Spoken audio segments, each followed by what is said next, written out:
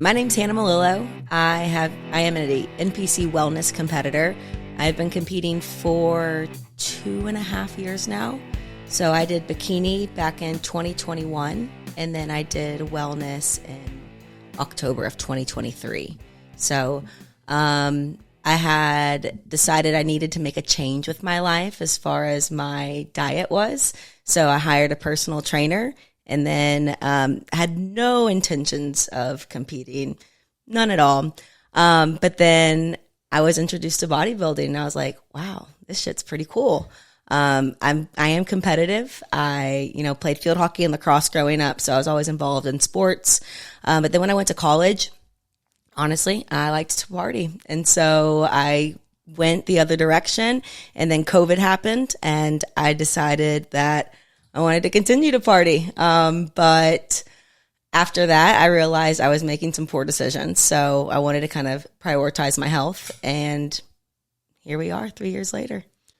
So when you got into fitness, was bodybuilding even like on a I know what it is radar at all, or like where did you actually hear about it or learn about it? There was one of my old college roommates. She got into bodybuilding for a little bit, but I had no understanding of it. I was like, I would never do that. I would never look like that. There's no way I would stay to that kind of diet or eat that. And zero intentions. And then my personal trainer that I had hired, he was a competitor. So he kind of was going through prep, and I was like, this is kind of interesting. Like, maybe I could do something like this. And April of 2021 is when I decided to get healthy. August of 21 is when I decided to compete, and I stepped on stage in November. So it was pretty wild. So pretty kind of quick turnaround transition. Yeah. I mean, it was a total of 9 months between April and November. So it was a big transition. Where'd you get hooked up with your first personal trainer? That was in Bowling Green. So there was a guy there. He was a personal trainer in town. And so I hired him. He had good reviews, and then saw that he was into bodybuilding. So I was like, well, you're already my trainer. You might as well be my coach. So I knew nothing other than what he was telling me. So I was very naive almost, and trusted anything and everything that he said. So make sure, like they always say, to trust your coach, but be sure that you're able to ask questions, be able to educate yourself, like understand why you're doing something, especially when you aren't familiar with the sport. And make sure you have a good coach, because my first one was tough. It was a very mental, verbal, and emotionally abusive coach. And so when you go through that, when you go through prep's hard. Bodybuilding's hard. During prep, off season, it is a hard lifestyle, but it's fun and I love it, and it's a challenge, and it allows me to be competitive with myself every single day, every single workout. How can I be better today than I was yesterday? But bodybuilding's tough, and so you want to make sure you have a good coach that will help you, get through your first prep, especially your first prep, because you really have a lot to learn. When I decided to compete, I was only exposed to it by one person, and that was my coach. And so I believed anything and everything they said. So, I had no reason to question, anything. But you want to be able to ask questions to understand what's going on with your body. I wasn't able to do that with my last coach. He was very mentally, emotionally, and verbally abusive towards me. My hair was falling out. I was literally taking a laxative every single day for 6 weeks because my weight wasn't dropping. So let's see what we can do to clean you out, to get anything out of you. And my health was not prioritized. Physical or mental health was not prioritized at all. And, going through prep is a really, really tough thing. And so when you have such a negative person or influence, especially your coach in your life, that is saying, hey, you're not good enough. That's not good enough. I could pull any other competitor of mine and put them against you and they would kick your ass and all these things. Like, it is just a constant beatdown of, holy shit, am I going to be able to do this? And I remember sitting there one day thinking, I can't step on stage. I was 3 weeks out and I was ready to quit. I was in tears. I was having a breakdown, and, you know, I wasn't allowed to do that. I wasn't allowed to have a breakdown. You know, I was told that if I can't handle this, then I can't be a bodybuilder. And so I developed a really, really unhealthy mentality around it. But I competed. 3 weeks later, I competed, and I stepped on stage in bikini. I got 2 seconds and a third, and I wasn't upset with that at all, especially for my first show. I was honestly just proud to have made it through that prep. So fast forward 2 years later, I've got a new coach, a very healthy coach. Mental health is one of our number one priorities, and so is rest. You know, when I first started training, I was 7 days a week for 9 months. I did not have any rest days. I was taught that a shitty workout is better than no workout. And so now I take extra rest days sometimes. I listen to my body, and, you know, I ask a lot of questions. So working with Steve has been absolutely fantastic and completely refreshing. You know, he's great for my physical health, my mental health, everything. And, you know, I wouldn't trade him for the world, you know. So just make sure it's really important that you have a good, healthy relationship with your coach. Are you a personal trainer, online fitness coach, or gym owner on the verge of burnout? Are you wanting to grow your fitness business but can't add more hours to your hectic schedule? Introducing Trainer Revenue Multiplier, the premier wealth creation system for fitness professionals that helps you earn more and work less. Visit www.trainerrevenuemultiplier.com today to schedule your free business accelerator session. If you're serious about taking your business to the next level, schedule your call today. You know, your previous experience, whether it be, you know, you or anyone else that's gone through that kind of bad experience, do you think that it's like a lack of knowledge on their part to get those results? So they kind of like are blaming the client? 100%. You know, I think that they have this almost like cookie cutter program. You know, I felt like I couldn't ask questions because they didn't know why. And because it worked for them, it should work for me. You know, we would get a cheat meal and my weight would go up, and my coach was also competing in the same competition. We went out to Oklahoma and competed. And so there was like 4 or 5 of us from Kentucky that were going out there, specifically from Bowling Green. So our coach was also competing with us. So, you know, we'd go out for cheat meals. My weight would go up. His weight would go down. Well, what's wrong with you? You know, that's when he'd be like, well, go take your laxative. And I'm like, well, shit, I can't have my burger and fries and, you know, be able to have my burger and fries and just understand that, hey, your weight might go up. Sometimes my weight might go down. But I definitely think that it's a lack of knowledge, 100%. You know, I've started following more people on social media. When I was going, I know that sounds silly. When I was going through prep, I tried to not follow people because I didn't want more questions to arise and then me not have even more answers. So I just almost remained naive because it made it easier on me, if that makes any kind of sense. So then I started following more people on social media and just seeing that, like, hey, you know, there's not one way, right way, like how everybody's different. And then I just started, you know, I was friends with Steve Weingarten on Facebook and on Instagram, and I just started seeing all these posts and just, honestly, I just started educating myself once I got out of prep. And between my previous coach and Steve, I had one coach that I had for like 6 weeks. Great coach. I wanted somebody local. And, you know, so I saw that Steve was on Facebook. He had sent me a message, and I was doing calf raises on my Instagram story. And he was like, hey, if you hold that for 2 seconds, you'll get a better calf raise. And I was like, okay. Like, actually, I've been wanting to talk to you anyways. Thank you for messaging me. And so I went over to his house. We started chatting, and here we are. You know, I've heard great reviews about him. My sister had known of him from years ago at the factory.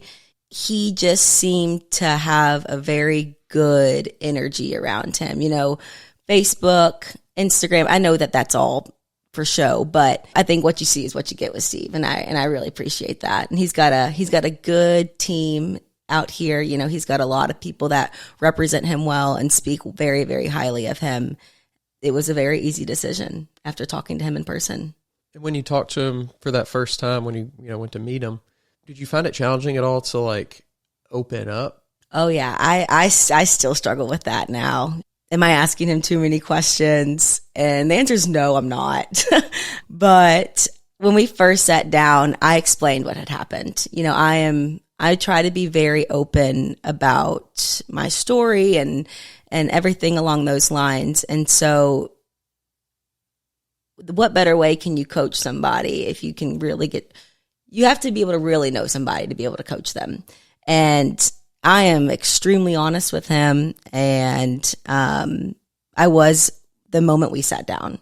And so he was very accepting and understanding. And I appreciate that more than, probably he even realizes. I kind of gave him the heads up of, I might have a lot of questions. These might seem like very simple questions that, anybody should know, but like, I'm going to have a lot of questions. And so with my check-ins throughout the week, I shoot him a text, I ask all types of questions. So it's super helpful. I did kind of give him a heads up for it. But when we first sat down, I was just very transparent. It's a weight off your shoulders when you can be able to have, clear, open communication with your coach. And then also just understanding, again, why is my body doing this? My first prep, I did almost 4 hours of cardio a day, starting 6 to 8 weeks out. I mean, it was a lot. With my last prep, and I get your body changes and everything like that. With my last prep, I had 12,000 steps a day I had to get. I was very fortunate. I know that's not common, that people don't have to do cardio, but I was very fortunate for, I would say my last 6 or 7 weeks, maybe my last 6 weeks, I think is when I got just steps and no cardio, just because my body responded better to that. My first prep, I was plateauing, like there were no changes. So the only thing that you can change is less food. That's the only way you're going to drop weight is less food. In reality, I might have needed more food. I might have needed rest. I might have needed, all types of things. But yeah, having that open communication is super, super beneficial now. Did you see it at all as like your first true prep whenever you started working with Steve, just because it was like that fresh experience? That's a really good question. And 100%. It was really cool to be able to go through that in a much healthier mindset. I do feel like my first prep was, what the hell am I experiencing? Like what is going on here? I was completely lost in all aspects of my life.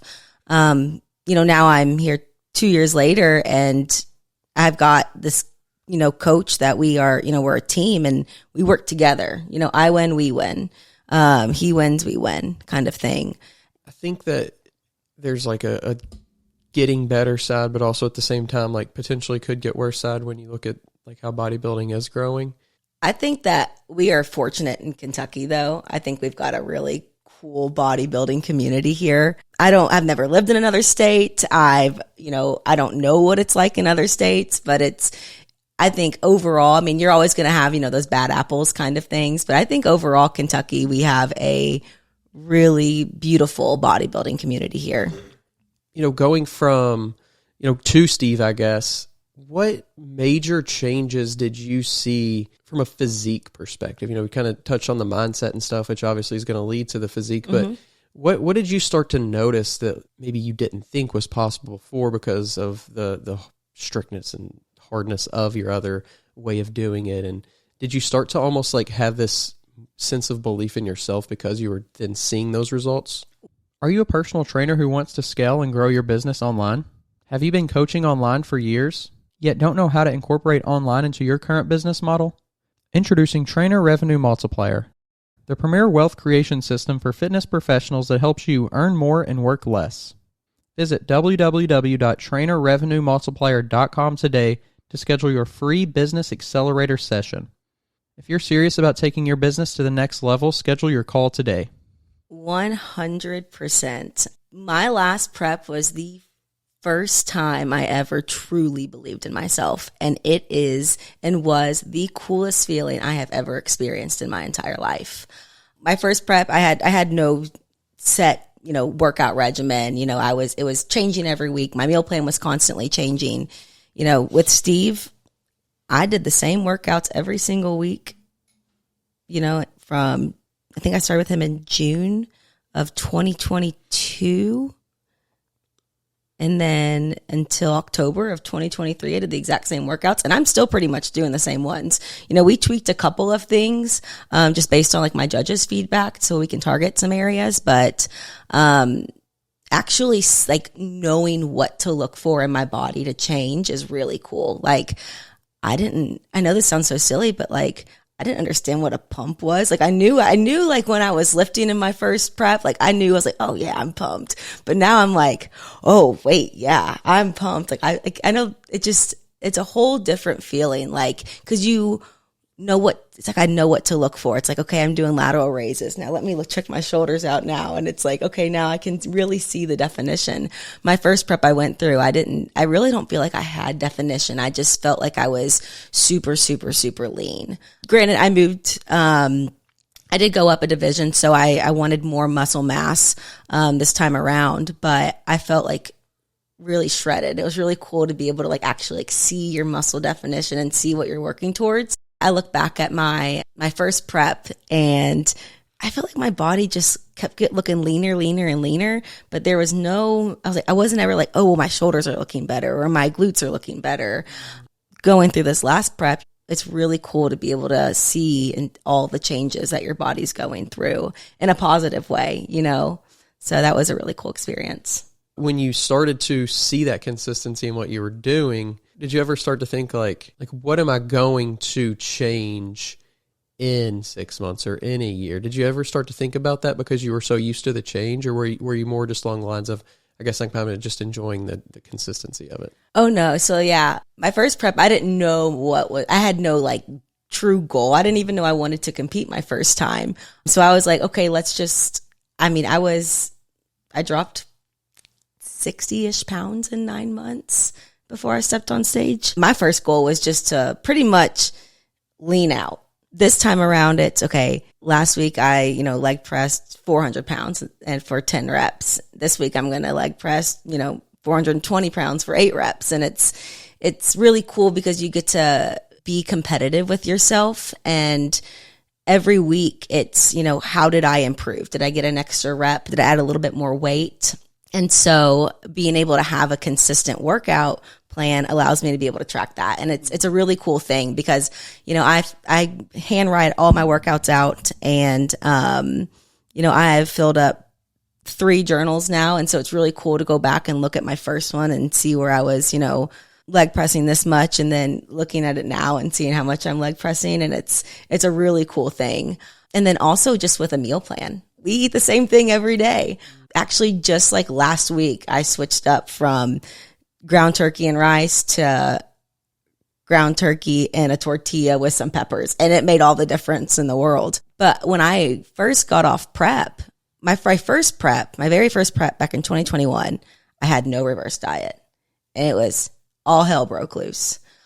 2023 prep, I had 2 days where I could eat what I wanted, and then it was getting back on plan. Well, in those 2 days, I lost self-control, and it was really hard. I did not nail my reverse this time the way I wanted to, but that's a lesson that you learn. And so it's now, how am I going to do this better on my next prep, on my next reverse? Understand that when I don't have that structure, it's like I don't have that self-control. And so that right there is my why for bodybuilding. I love the structure around it. I love being able to know what I'm going to have, what time I'm going to wake up, when I'm going to bed. I operate really well on that. And people always ask me, and they're like, well, aren't you tired of eating this? And aren't you tired of eating that? And I'm like, no. Like when I get a free meal, it's like, I don't even know what I would want. These meals check all my boxes. When I want a free meal, it's usually a sweet. I want dessert. And so having that structure makes it so much easier for me to, get up and get my day started and just know I got to grab, these 3 boxes in my refrigerator and I'm set for the whole day. And, I'll go to work and people are like, oh, what do you want to eat? Well, let's go here. Well, let's go there. And I'm like, eating my food right here, like happy as can be. Whenever people ask me like, well, aren't you tired of eating this every day? And I'm like, you guys eat turkey sandwiches every day.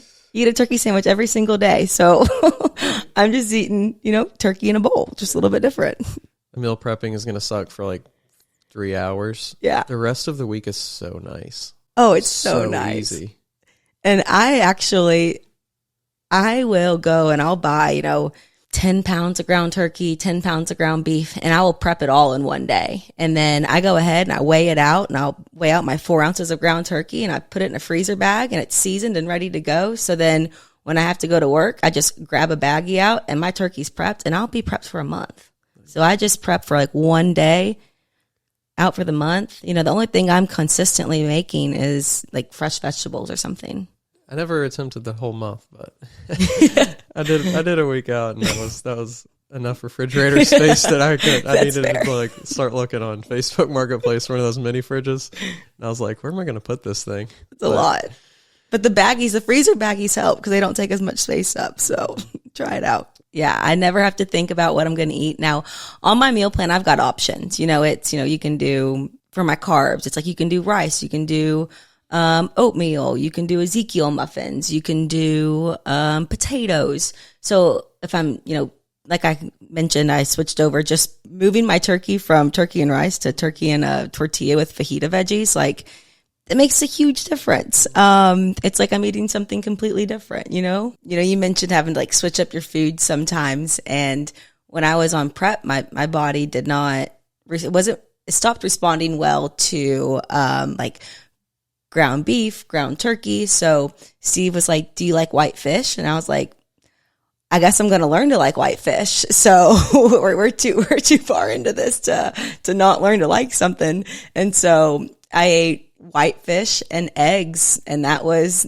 my protein for 6-ish weeks. And I remember getting off prep and being able to eat like chicken and turkey, and people were excited. Don't get me wrong, I was excited about the donuts and the wings or whatever, but I was like, oh my gosh, I can eat ground turkey and rice again. Like, this is normal. I was so over the white fish towards the end of it. Yeah. Are there things that you do have that are like kind of structured go-tos, or whenever you get that flexibility, is it like, let me just see what it feels like in the moment? Yeah. So when I got my reverse diet, he specifically asked me, are there any kinds of foods that you want me to incorporate into your meal plan? So now I get protein pancakes, and are so good. It's a game changer.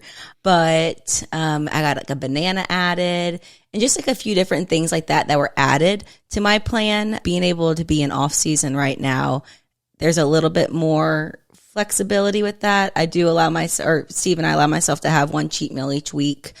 It's a little bit of both. Sometimes I'm like planning out a cheat meal. Like I know, Saturday I'm going out to dinner and I know I'm wanting wings. Like I'm going out for wings. Wings are kind of my thing. I love chicken wings. But also there's times where it's like in the moment I'm like, okay, I haven't had a cheat meal yet and I am really craving, ice cream. I've got a sweet tooth. That's my thing. I love sweets. Usually my cheat meal is either wings or sweets or of some sort.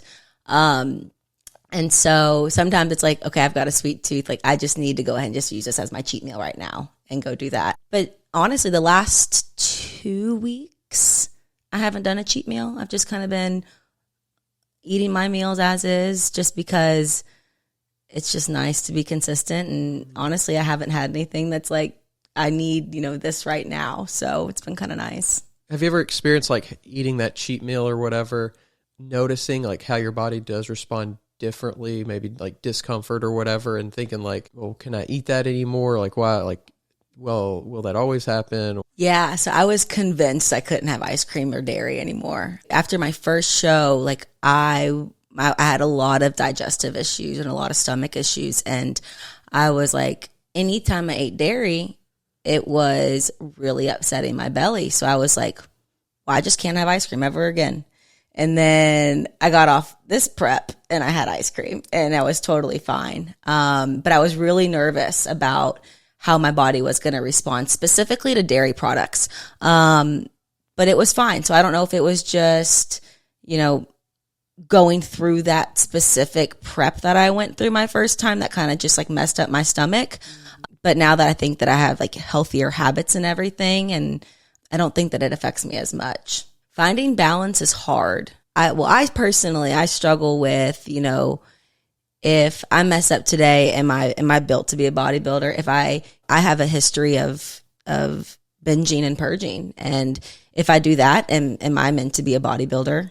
If I go out for some drinks with my girlfriends, am I meant to be a bodybuilder? So all these things are like constantly trying to find a balance, and it's having to remind yourself, yes, like you're a human first. Like, first of all, you're a human, and you have to fit with my lifestyle and the way that I'm kind of going. Bodybuilding fits into my life. Bodybuilding is not my whole life. I am a bodybuilder and I like to compete, and, I really, really enjoy it, and it's a priority of mine. But I also have to consistently remind myself that I'm a human and things happen. Well, is that a conversation that you've had with Steve, or maybe not had with him, but maybe had with yourself and thought of like, if I do want to continue to compete and like rise in this sport, is that something that I do have to do? Like, is it something where I have to start to fit my life into bodybuilding instead of bodybuilding into my life? Is that a conversation that you've ever had? Yeah, I mean, Steve and I, we've sat down, and he's like, where do you want to go? And I've had days where it's like, I want to be a wellness pro. And then I've had days where it's, I want to compete one more time to beat my last look. And then I want to I think I will always keep Steve as a coach, and I think I will always bodybuild. I don't know if I'll always compete. I definitely want to compete at least one more time.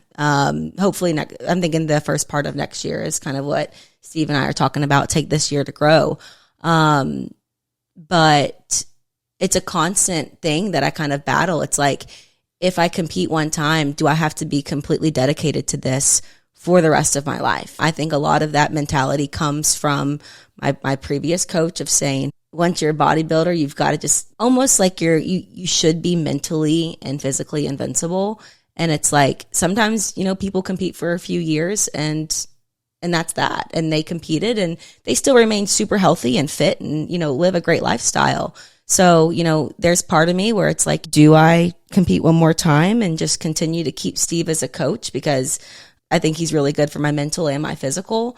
Then what if I compete and, I win overall and I can go and compete at a national show? And what if all these things happen? So what if none of those things do happen? And so it's kind of like where I'm at right now is just trying to remind myself that there's balance. And so my biggest focus is, mental health and keeping that right. And as long as bodybuilding fits into that and we can keep a very healthy balance between the two, then I think I'll continue to compete definitely at least one more time. So do you feel like your decision is based on how you feel about the sport and competing, or do you feel like it's more based on, if I'm winning, then I'll feel good about it and then I'll keep doing it? Does that make sense? This podcast is sponsored by Smoking Gun Coffee, a veteran-owned coffee company that strives to give back to those in need. Don't forget to use code TWR10 for a 10% discount at checkout. Oh yeah, that makes sense. No, I think that if let's say I were to win, overall in my next show, there's a part of me that it's like, well, shit, I could go compete at a national level. That's why not take that opportunity if my feedback's good and Steve and I think that I'm ready for a national show. But there could be a part where it's like, this was it. And even if I weren't to get that qualification, I might compete again, but then I might, continue just to build and just see where I go. I definitely see myself competing at least one more time. And then I also have a career outside of bodybuilding that I have to working to climb the ladder with that too.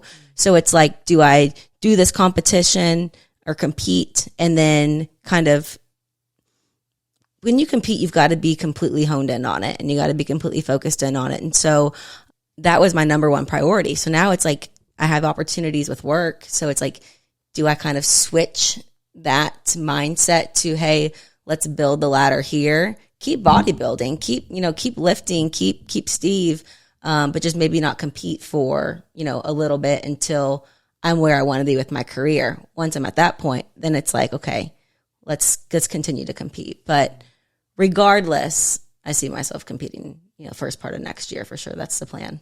I learned a lot about myself in my first prep, and realized that if you really visualize something and focus on something and believe in it and believe in yourself, you can accomplish it. I honestly didn't even realize I was visualizing competing, like being on stage, until just a couple weeks ago. I was like, wow, I really did. Like, I pictured myself every single day standing on that stage.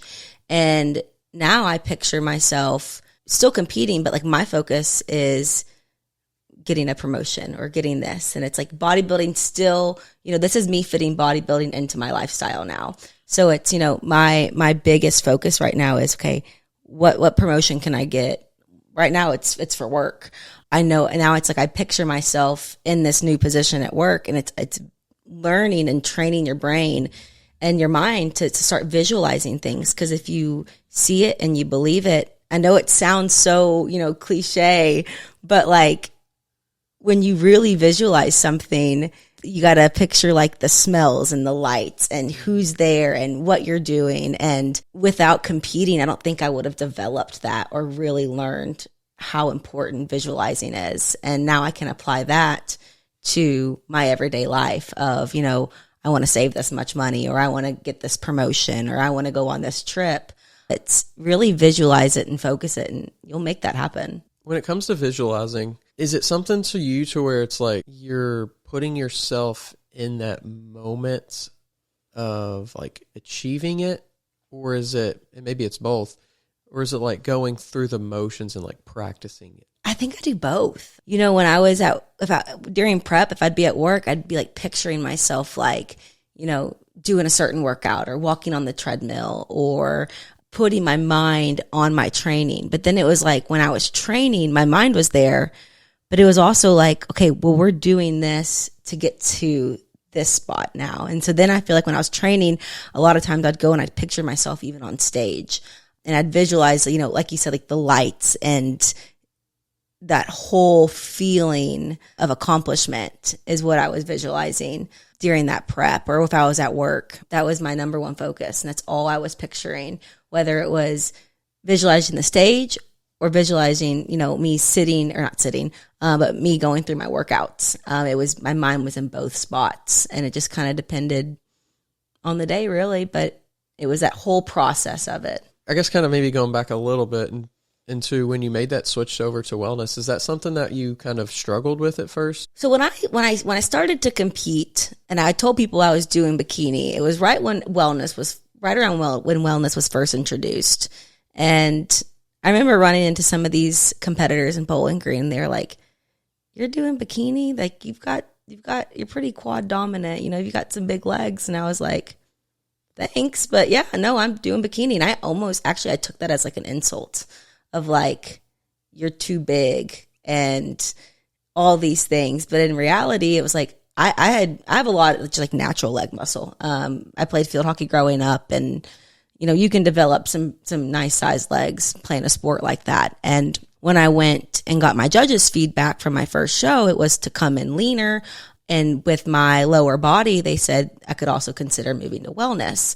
So then I teetered the idea of maybe I'll do bikini, maybe I'll do wellness. And then so when I met with Steve, we kind of talked about it, and we just started training. And at the beginning, he was like, well, let's see what your body looks like. Let's kind of see what happens with your body. There was no immediate decision. And then I started training with him in June. And then I think that January or February, the following January, February, he was like, okay, I can start to see more of like a wellness physique here. And I was like, I want to do wellness. As I started to educate myself more on the sport and see the look, I mean, I think every look out there is beautiful. You know what I mean? Whether you're doing bikini or figure or physique, whatever it is, they all have their own beauty to them. But for me and my body and the way that it's shaped, you know, it leaned more towards wellness. And so I never had like any kind of like fear with that or anything, but it was cool to be able to like have a big focus and know that like, okay, it's time to grow my legs. It's time to grow my glutes, and just really be able to focus in on that. When you stepped on stage the next time, it was with wellness then. Mm-hmm. So was that just like did you feel like that was like a new, fresh kind of experience? Yeah, I felt like me, you know what I mean? As I mentioned, like that was going through that prep was the first time I believed in myself, and I felt better. I liked the way I looked through prep. I really enjoyed the way that my body was responding to things. I liked the way my legs were looking, my glutes were looking versus my first show. You know, I did a side by side of my 2 stage pictures, and I was just like, oh wow, like I'm not even looking at the same person. Those kind of words pop up a lot, especially when it comes to like during show, you know, during your competition and prep, and then looking back in your off season, maybe gaining more appreciation. Yeah. Is that something you experienced as well? Yeah, I think everybody experiences that. You know, there's, you know how like Instagram has like the little stories where it's like, you know, add, you know, whatever. There was one and it was like, add like your most shredded picture. And I was like, let me go dig out my prep files really quick. And I was like, oh my God, I looked like that. Like that, my shoulders looked so nasty. And like, it's really cool to be like, that is me. That was me, you know, 6 months ago. And it's a really cool thing to go back and look. But then you're like, damn, I did not appreciate that in the moment. And I really look forward to my next prep. And I really am working on my mindset to really appreciate where my body is and understand, like, when you work so hard, you're your own worst critic. You know what I mean? It's tough. I do think that like going into my next prep, well, I hope that my mind's a little bit better this time around, because you can't beat yourself up. You know, you look way better than you think you do. Trust your coach and just know that like you're going to be all right. It's very important for your body to come off of a prep. You know, you've got to let your body recover. You've got to let your body grow. And I do think that's really important. Mm-hmm. When you think about like your mind, the stress does so much to your body. So it's like you've got to be nice to yourself and understand like where you are, because when you add more and more stress, especially during prep, I mean, your body's going to respond, and it's not going to respond in a good way, you know? Yeah. Well, I mean, that's something that I've learned just talking to bodybuilders in and of itself, is how powerful stress really is on the body. Yeah. You know, I know on my check-ins every week with Steve, I answer the same questions, but one of the questions is, what are your stress levels? And I've kind of switched it to like mental health levels overall for me. But we track that all the time. And if my weight goes up, it's like, okay, well, how was your stress? And like, how was your sleep? You know? Mm-hmm. And you don't realize, sometimes I don't even realize I'm stressed, or I realize what I just went through. And like, I'll go home and I'll journal and I'll start like decompressing from my day. And I'm like, holy shit, like maybe I am a little bit stressed out. Maybe that is reflecting on my body. You know, maybe the scale is going up because of my stress or whatever the case may be. And it's just really important to try and take as much stress off as you as possible during prep. And so if one of those things is your mind, you have control of your mind. It's learning to take control of it and not letting it control you and your emotions and everything during prep, because as soon as you can gain control of that, you can start managing your stress and realizing, okay, sometimes I just need to like go and work on some deep breathing, or I need to journal, or I need to sleep, or whatever the case may be. And your problem solved. Not necessarily always solved, but it helps a lot. Yeah. Well, I've talked to a lot of bodybuilders who say that a lot of people will get into a prep, and especially in their younger years of competing, and they'll try to fix those problems within prep. And it's like, that's another thing. Like, that's another thing you're trying to do and solve and learn, instead of like, are you mentally prepared for this prep? Mm-hmm. You know, like, have you figured out stress management before you get into the prep? instead of becoming like overly stressed, and now you're physically stressed as well, and then you're trying to like not just do all this other stuff in your life and your job, but you're also trying to figure out like how to handle this situation. Yeah. I mean, you've got to be definitely mentally prepared for prep. I mean, you've got to be financially prepared for prep. You know, it's tough, but it's fun. You know, prep's hard, but like there's a part of you that's like, oh, this is so fun at the same time. But if you go into prep and your mind is not right, you're not going to, more than likely, you're not going to do well.